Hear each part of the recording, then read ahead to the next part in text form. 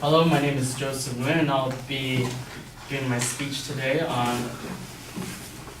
what we always hear around us. Is there are always noises around us, but some noises in particular, what we always hear is music. We listen to music in the car, we listen to music in the elevator, we listen to music in the cafeteria that we're all surrounded with. And in some points in particular, some of us may even have been motivated to play an instrument. And so my major claim for this is that I believe that engaging in playing music helps us to give a positive effect on our human development. And some of those points that I would like to explain is that it helps us develop ourselves in emotional intelligence. It helps us to be able to develop social bonds between groups of people. And my third and last point would be that it helps with cognitive development. And so to bring from my first point, which is to help develop emotional intelligence, playing music is okay. Playing music helps us to develop ourselves in emotional intelligence, and to explain emotional intelligence, which is how can we empathize with people and how we understand emotions within ourselves and also with other people. And there's a group study in an article by Jill Suti where there was a group of children in a classroom where there was two groups. One was the control group and one was the experiment. The experiment had the children partake in musical activities in the whole year, and one group of children was the control, which they did other activities that did not relate to music. And in the beginning, they took an empathy test to see how well they understood human emotion. And at the end of that experiment, it showed that the children that partook in musical activities like playing music and giving to the lesson of what it was, had a greater effect on understanding human emotions than the control group. And another part is that there is a correlation to playing music and understanding emotions. And Susan Hallam makes a point that when people are participating in music and they are also analyzing music and understanding what is the message of the music and also the emotions that you feel from it, it correlates to how we can understand human emotions too, because they both go together. And to the next point, which is how playing music helps us to develop a social bond between a group of people.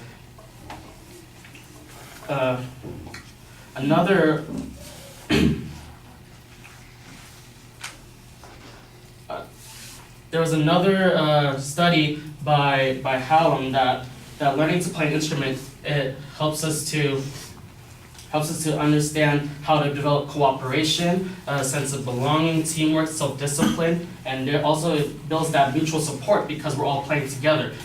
And going back to it, in our human history, that recorded music didn't really come until the mid to early 1900s, and before then, music was played live. And sometimes you were a solo, but most of the time, people came in groups because that's how they were able to have a way to survive. And when they played music together, when you play long enough, you understand each other well. You're able to harmonize with each other, to follow each other on the beat, and also to be synchronized and understanding our own cues together. And to bring on my third point, which is to help develop cognitive development, how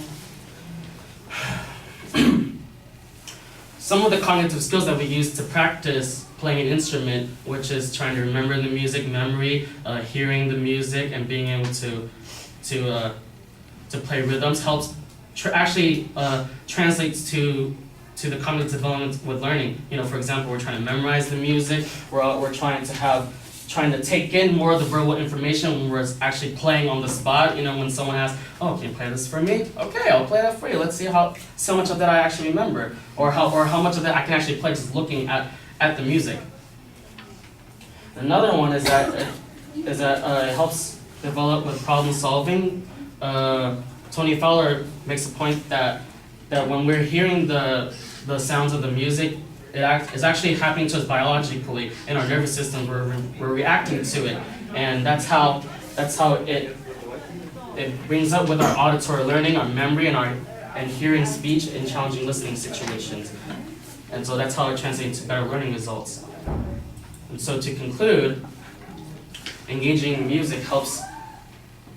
playing music helps us to develop ourselves as humans in emotional intelligence, with social bonds, and also with cognitive development. And that's my speech. Thank you.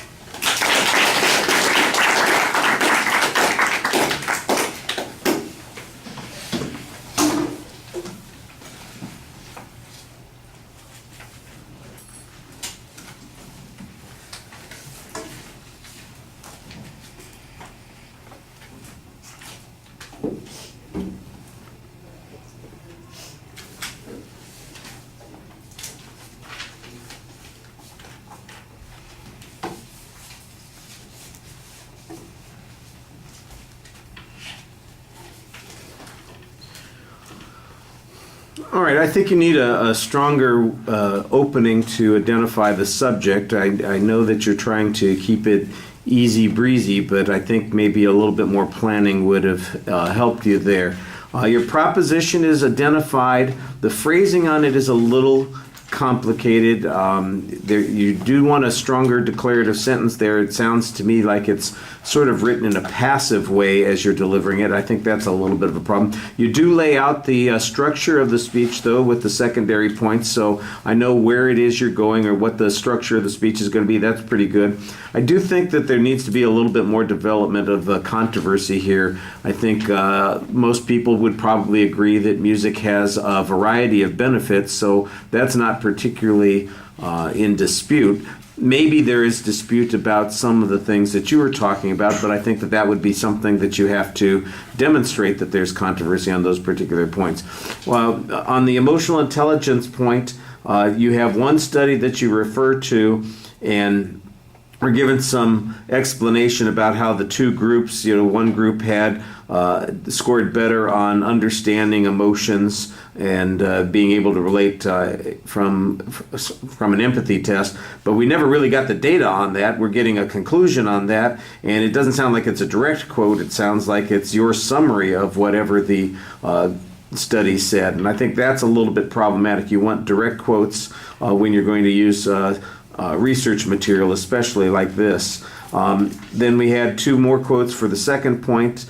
So I do think that you're trying to do research and integrate it into the speech, but again, the first piece of information, it's basically just talking about maybe analyzing music. It's a little abstract as to what the advantage is. And the second one, I get a history lesson about music, and it's not very clear, and how it applies to the notion of the things that you're talking about is also not very clear. So I think that you really need to find some specific authoritative quotes here. Even if I'm not saying that history lesson's not relevant. It probably is in some way, but the way you explained it, I don't think is very convincing. It's certainly not sufficient to establish the point that you're making on that second point. On the third point, there's just a lot of explanation. There's not really much data on it at all. Even the last quote that you had, at first it sounds like it's talking about problem solving, but then it really sounds like you're shifting away to some other issue. And it was still not very clear. It's, again, sounds like it's a paraphrase of the study and not a very clear statement of what the information in the study said or what the researcher or scholar concluded on these particular points. So I get the feeling that you've done some research, but you're not citing the information very well in the presentation. You're summarizing a lot of things and you're trying to explain stuff to us, but you're not giving us the kind of proof that I think would be convincing. And I do think that you need to develop the argument a little bit more. But it is organized, and you do have a clear proposition at the beginning of the speech. I think you do a nice job trying to speak to the audience, and so you get a little bit of credibility from that point of view, and you seem very naturalistic while you're doing it. You undermine that a little bit with the Porky Pig exit. With the what? With the Porky Pig exit. Oh, okay. Did I give you that line the other night? And that's my speech.